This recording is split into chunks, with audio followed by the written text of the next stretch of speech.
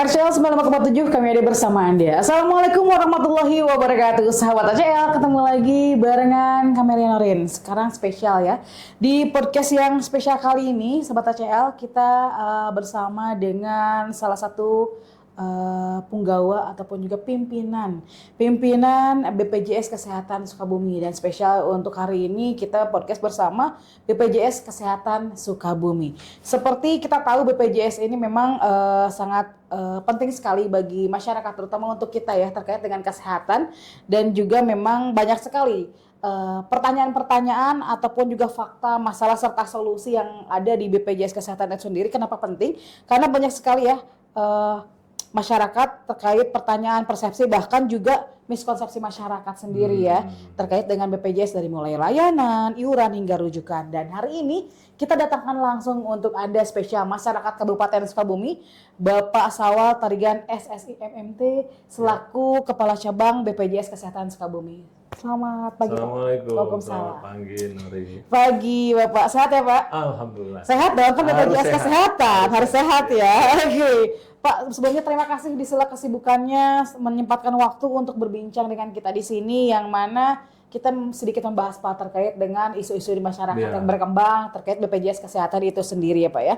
Oke Pak, sebenarnya Pak, ini kan BPJS Kesehatan ini bukanlah hal yang baru ya, terutama bagi masyarakat Kabupaten Sukabumi, bahkan sekarang pengguna pun meningkat drastis ya Pak ya, BPJS Kesehatan itu Pak. Nah, kalau terkait dengan pelayanan Pak, sebenarnya bagaimana sih Pak kondisi layanan BPJS Kesehatan di Sukabumi ini yang terutama sudah lama berkembang ya? Apakah ada pembaruan sistem ataupun juga ada kebijakan-kebijakan baru yang dilaksanakan oleh BPJS Kesehatan yang ada di Sukabumi ini Pak? Monggo. Ya, makasih Nuri. Sebelumnya seluruh pendengar ya, pendengar Radio RCL, perkenalkan saya Sawal Sanitarigan, tadi juga sudah disebut sama Mbak Nuri. Saya Kepala Cabang BPJS Kesehatan Sukabumi.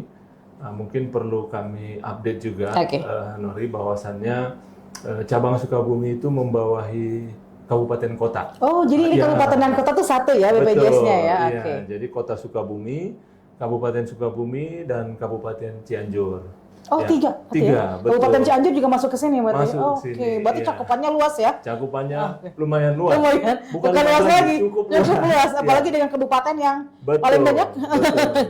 Bahkan Sukabumi sama Cianjur itu mungkin dua kabupaten terbesar ya di Jawa Barat. Dengan jumlah penduduk juga yang cukup besar, sekitar 5,8 juta ya penduduk di 3 kabupaten kota tersebut. Nah, terkait kondisi layanan BPJS sendiri, tadi Mbak Nuri sampaikan khususnya terkait sistem dan kebijakan ya. Saat ini ada program baru Mbak. Ada program baru namanya Rehab. Apa tuh Rehab? Rehab itu rencana pembayaran bertahap. Pembayaran bertahap. Betul. Nah, program ini cukup baik. Kami merasa cukup baik untuk membantu peserta BPJS Kesehatan yang memiliki tunggakan. Nah, ini baik peserta mandiri maupun badan usaha. Berarti yang tunggakan sebelumnya bisa dengan ada program ini bisa dicicil apa gimana ya? Nah, rencana pembayaran bertahap. Jadi bisa dicicil sesuai dengan kemampuan peserta ataupun badan usaha. Jangka waktunya maksimal 12 bulan. Jangka waktunya berjangka ya? Iya, betul. 12 bulan. Setelah cicilannya lunas atau pembayaran pertamanya lunas, maka keaktifan pesertanya langsung aktif. Nah, ini juga untuk menjaga peserta BPJS Kesehatan tidak dapat pelayanan di Vaskes. Nah, ini sangat penting mungkin ya. Kemudian terkait dengan sistem, BPJS senantiasa berinovasi, pastinya berinovasi berdasarkan tadi yang Mbak Nuri sampaikan, keluhan-keluhan ataupun harapan-harapan ataupun himbauan yang disampaikan langsung oleh masyarakat. Nah, misalnya ini kan Kabupaten Cianjur dan Kabupaten Sukabumi secara geografis Mbak Nuri tahu lah cukup luas ya, cukup luas, dan kalau peserta itu harus datang setiap ada kebutuhan ke kantor cabang, ini sangat menyulitkan peserta. Nah, untuk itu BPJS selalu berinovasi dengan kanal-kanal online-nya, Mbak. Ada aplikasi online-nya juga. Ada kanal online-nya, bisa melalui mobile JKN, kemudian bisa melalui WhatsApp atau kita nyebutnya Pandawa. Pandawa. Oke. Pandawa. Bukan Nanti, Pandawa 5 ya, bukan. Bukan, nanti nomor WhatsApp-nya saya sebutkan. Atau bisa juga melalui apa namanya media-media sosialnya BPJS. Oke, ada sosial medianya juga ya. Ada. Oke. Kita harus ikut perkembangan juga ya. Perkembangan. Nah itu Mbak, mungkin saya mention di sini bahwasannya Mobile JKN itu terus kita kembangkan, terus kita improve. Salah satu fitur unggulannya, jadi BPJS ini tidak hanya manfaatnya dirasakan pada saat peserta itu sakit. Kita mau juga dirasakan manfaatnya pada saat peserta itu sehat. Nah, bisa pas sehat? Bisa. Oke, bagaimana penggunaan pas saat kita sehat ya? Betul. Mobile JKN itu ada namanya fitur bugar, Mbak. Bugar. Nah, fitur bugar itu bisa digunakan peserta untuk selalu melihat kondisi kesehatannya. Nah, misalnya dia hobinya lari pagi, sepeda dan seterusnya, di fitur bugar itu bisa di-record, Mbak. Nah, bisa di-record. Dan itu juga connect dengan gadget itu ya, wearable seperti seperti smartwatch ya. Kemudian handphone dan seterusnya. Kemudian ada juga fitur screening di dalamnya, Mbak. Ada screening kesehatan juga ya. Benar. Berarti screening nggak usah ngecek kesehatan ke pelayanan kesehatan, bisa sendiri berarti ya. Betul. Nanti di situ juga akan muncul kondisi screeningnya seperti apa, kemudian hal-hal yang harus dilakukan seperti apa. Misalnya kalau saya pernah melakukan screening, saya ini masih dibilang itu Mbak, kurang olahraga atau harus diturunkan berat badan dan seterusnya, kira-kira seperti itu. Nah, itu fitur-fitur unggulan di Mobile JKN yang bisa dimanfaatkan peserta pada saat dia sehat. Jadi Mobile JKN ini tidak hanya untuk pada saat kita sakit, tapi juga ini dimanfaatkan oleh masyarakat pada saat sehat. Contohnya seperti tadi yang suka running ataupun olahraga ya. Betul. Di situ ada fiturnya sendiri bugar ya namanya ya, ada bugar. Lalu juga ada screening. Jadi misalnya kalau kita mau mengeluh kesehatan tapi misalnya jauh harus ke dokter ataupun ada juga dokter ya. Ada fitur lain juga ternyata. Konsultasi namanya. Konsultasi. Tapi itu berbayar nggak sih? Tidak. Oh, tidak gratis ya. Oke. Kalau yang jawabnya si dokter apa mesin tuh? Dokter. Oh, dokter langsung. Nah, kita kerjasama dengan fasilitas kesehatan tingkat pertama. Nah, kita mintakan jadwal telekonsultasi dokter yang ada di FKTP tersebut, jadwalnya kapan saja. Nah, setiap pengguna Mobile JKN itu bisa pada saat jadwal-jadwal tersebut melakukan telekonsultasi. Misalnya ada gatal-gatal nih, ada gatal-gatal. Kadang-kadang kan sebagai manusia mungkin jangan sampai safe diagnostiknya jalan. Betul. Jangan sampai dia googling dan sebagainya. Lebih bagus dia tanya langsung ke dokter ya. Dokternya. Gejalanya seperti apa, nanti dokternya langsung jawab. Wah, saya baru tahu nih. Ternyata luar biasa juga, keren juga. Soalnya kalau di RCA tuh banyak yang suka pusing ngedadak. Apalagi kalau tanggal tua tuh pusingnya ngedadak gitu kan. Berarti memang ini salah satu fitur yang memang sangat penting dan juga memang bermanfaat sekali Pak, jujur saja, karena juga banyak masyarakat yang kadang mereka googling sendiri dengan tidak tahu itu apakah indikasinya benar atau tidak gitu ya. Misalnya mau ke pusat kesehatan atau jauh ataupun juga harus mengeluarkan cross check yang banyak, tapi sekarang cukup dengan aplikasi Mobile JKN semua jawaban masyarakat, keluhan maupun juga kesakitannya bisa terjawab ya. Bisa terjawab. Luar biasa. Tepuk tangan dong Pak. Keren ya. Depan juga tepuk tangan kan. Oke, itu terkait dengan sistem inovasi dari BPJS Kesehatan sendiri. Jadi tunggu apa lagi, sekarang langsung download aja semuanya ya. Ada di aplikasi di Play Store? Ada di App Store, ada di Play Store. Oke, karena saya juga punya Mobile JKN Pak. Keren ya. Tapi saya nggak baru tahu itu ada aplikasi bugar. Tahunya kalau mau daftar berobat aja. Iya, pakai paket ya, antrian online. Oke, luar biasa sekali ternyata BPJS-nya banyak juga yang mungkin masyarakat belum tahu Pak. Ternyata banyak manfaat juga. Makasih juga nih buat radio RCL ya yang sudah menyelenggarakan ini sehingga masyarakat mungkin lebih tahu ya. Yang tadinya belum tahu, saat ini sudah tahu dan pasti akan mencoba. Harus mencoba ya, karena memang ini suatu kemudahan. Oke Pak. Nah, ini kan tadi terkait dengan fitur layanan dari Mobile JKN dan juga merupakan salah satu sistem pembaruan dan inovasi yang diberikan BPJS kesehatan untuk masyarakat. Nah, kalau untuk perawatan ini Pak ya, sebenarnya kan di rumah sakit ataupun juga di tempat pelayanan kesehatan banyak juga para pengguna BPJS ataupun juga klinik-klinik yang melayani pasien BPJS. Nah, sebenarnya perawatan apa saja sih yang sebenarnya gitu bisa digunakan atau bisa menggunakan layanan BPJS kesehatan dan apa saja yang tidak bisa? Kadang-kadang masyarakat, oh di sini mah nggak bisa pakai BPJS, padahal kan bukan BPJS yang nggak bisa dipakai, tapi mungkin pelayanannya ya Pak ya. Nah, untuk menjawab keresahan masyarakat ataupun juga pertanyaan masyarakat Pak, sebenarnya apa sih yang dilayani ataupun apa sih yang masuk ke dalam pelayanan BPJS dan apa juga yang tidak dilayani BPJS Kesehatan ketika kita datang ke layanan kesehatan masyarakat yang ada di Kabupaten Sukabumi, Pak? Ya, baik Mbak Nuri.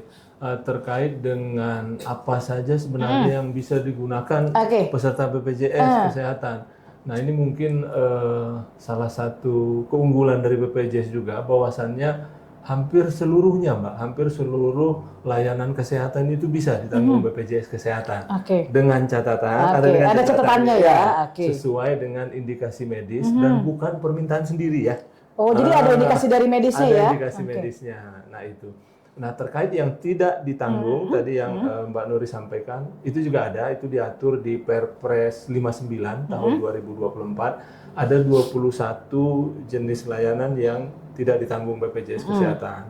Nah di Perpres itu salah satunya adalah misalnya tujuan untuk kosmetik, kecantikan ya, tidak ya? Kecantikan, kemudian akibat obat-obatan, nah itu tidak ditanggung, kemudian misalnya berobat ke luar negeri, nah ini juga tidak, karena layanan BPJS Kesehatan saat ini belum sampai ke luar negeri. Berarti memang ini harus dimengerti oleh masyarakat juga ya. Jadi kadang-kadang kan ada masyarakat yang mungkin menggunakan layanan BPJS sendiri, lalu juga datang ke rumah sakit dan rumah sakit itu menjelaskan bahwa oh maaf ini tidak ditanggung oleh BPJS. Berarti memang indikasinya ya, indikasi atau penyakit-penyakit tertentu ternyata yang tidak ditanggung oleh BPJS itu sendiri gitu. Betul, selama indikasi medis harusnya ditanggung, Mbak. Kecuali yang tadi ya setelah dicek secara artinya estetik juga ditanggung kalau memang itu indikasi medis. Dari dokternya sendiri ya. Kemudian apa namanya, yang ini yang agak sering dialami sama masyarakat, layanan kesehatan akibat kecelakaan kerja misalnya. Nah itu seperti apa tuh? Itu kan sudah ada jaminan kecelakaan kerja. Betul. Seperti itu. Misalnya satu lagi kecelakaan lalu lintas. Nah itu juga kan sudah ada penjaminnya. Itu yang paling sering timbul di masyarakat pertanyaan saat ini. Nah yang dua hal itu. Tapi kalau yang kaitannya dengan estetik, kemudian berobat ke luar negeri, kemudian akibat obat-obatan dan seterusnya, itu mungkin masyarakat sudah tahu. Berarti yang JKK itu udah ada jaminan tersendiri ya, jaminan kecelakaan kerja ya.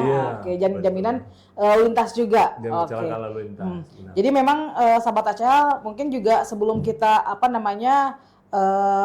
sebelum kita menanyakan ini apa sih kenapa sih nggak bisa dipakai BPJS-nya, mungkin lebih baik ditanyakan ke pelayanan kesehatan yang ada di tempat kesehatan tersebut ya Pak ya. Betul. Misalnya ini sakitnya apa, indikasinya seperti apa, mungkin juga nanti diarahkan oleh dokter ataupun juga diarahkan oleh tenaga medis yang ada di sana. Dan pelayanan BPJS juga. Dan mungkin saya sampaikan juga apabila peserta BPJS sudah terlanjur datang ke rumah sakit atau sudah terlanjur datang ke FKTP, misalnya di rumah sakit dan dinyatakan itu mereka masih ragu lah, kok saya nggak dilayani. Kita ada nomor telepon, ada petugas kita. Ada hotline-nya juga. Betul, yang siap dihubungi kapan saja itu. Kalau nggak salah dipasang di setiap pelayanan kesehatan atau rumah sakit ya. Di rumah sakit di ruang tunggunya, Mbak. Ada nomor pelayanan pengaduan atau apa jenisnya berarti itu? Informasi bisa semuanya. Pengaduan bisa, dan itu nomornya itu berdampingan dengan petugas rumah sakit. Jadi memang kalau misalnya pengen langsung gitu ya. Fotonya juga ada, Mbak. Fotonya ada. Komplit ya. Berarti sebenarnya pelayanan dan sistem dari BPJS Kesehatan ini sudah cukup bagus sebenarnya, tinggal kitanya yang mencari dan menggali berarti informasinya seperti apa, apalagi untuk kita misalnya saya juga awam nih terkait dengan kesehatan gitu. Makanya kalau misalnya datang ke rumah sakit berarti harus ditanya, lebih baik bertanya lah intinya ya. Lebih baik bertanya dan ke tempat yang memang bisa menjawab dengan betul dan sesuai dengan regulasi seperti itu Sobat ACL. Dan ini memang salah satu jawaban yang memang masyarakat tunggu-tunggu juga Pak, penjelasan seperti ini yang ditunggu masyarakat. Oke, Pak, ini kan ada salah satu keluhan juga Pak dari masyarakat. Mungkin dari yang kita lihat di lapangan lah Pak ya. Kan antrian-antrian di rumah sakit ataupun juga klinik-klinik ya yang menyediakan layanan BPJS kesehatan misalnya Pak.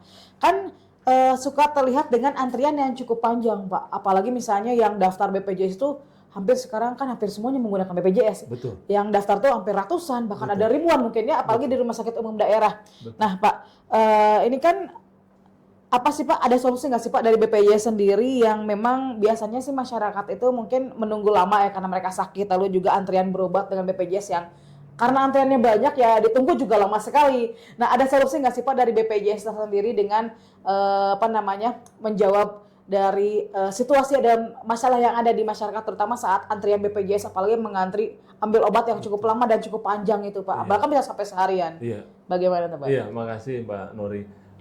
Ini kaitannya dengan pertanyaan pertama tadi. Artinya BPJS Kesehatan senantiasa terus melakukan improvement ataupun inovasi untuk kebaikan, khususnya kebaikan dan kemudahan terhadap peserta ya Mbak Nori ya. Nah, tadi sempat Mbak Nori mention banyak ratusan bahkan ribuan pasien BPJS yang mengakses layanan, apakah itu ke fasilitas kesehatan tingkat pertama ataupun ke fasilitas kesehatan tingkat lanjut ya atau FKRTN. Benar Mbak, ini jadi tantangan buat kita karena hampir 80-90% pasien rumah sakit ataupun pasien klinik itu adalah peserta BPJS Kesehatan.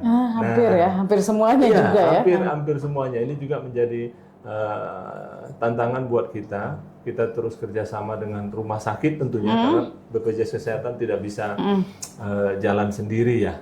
Nah kaitannya dengan antrean, tadi karena Mbak Nora nyebut antrean, salah satu inovasi yang kita lakukan adalah antrean online melalui mobile JKN. Mobile JKN tersebut ya. Mobile JKN dan ini tentunya kerjasama dengan rumah sakit.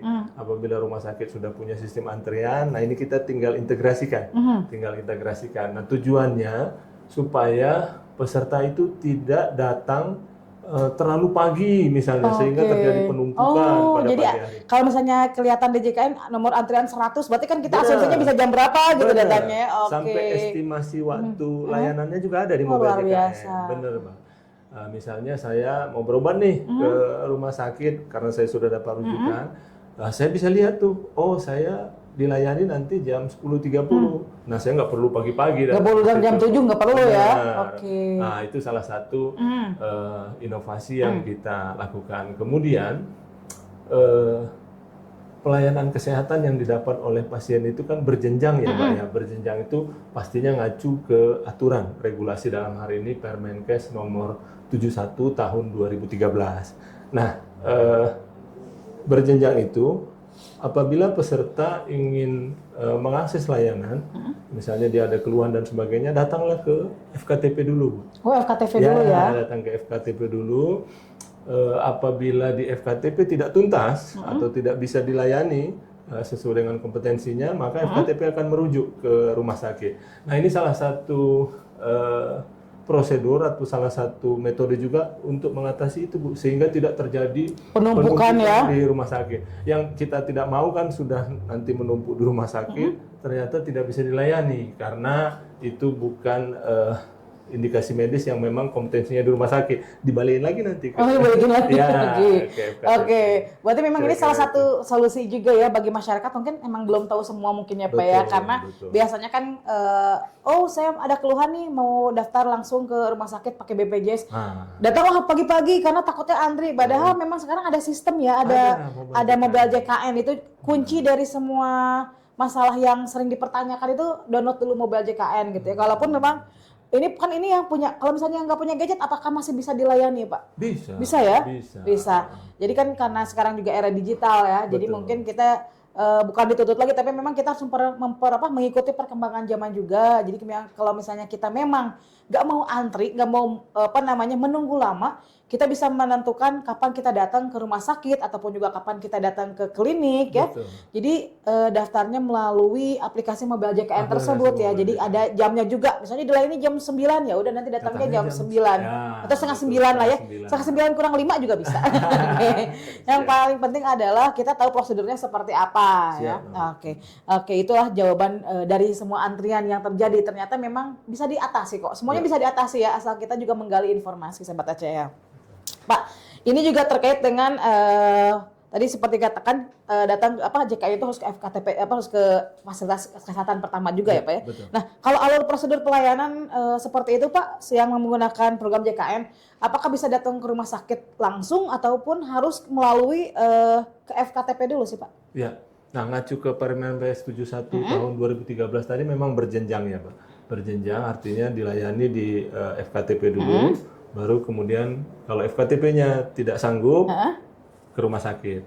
Namun peserta bisa langsung ke rumah sakit apabila indikasinya itu darurat. Oh, darurat. Ya, misalnya mau melahirkan. Nah, kemudian kita nyebutnya triase ya. Triase yang memang kegawat daruratan. Nah, itu bisa. Kemudian bagaimana kalau misalnya peserta itu lagi bepergian nih, sementara dia terdaftarnya di Kabupaten Sukabumi nih. Betul.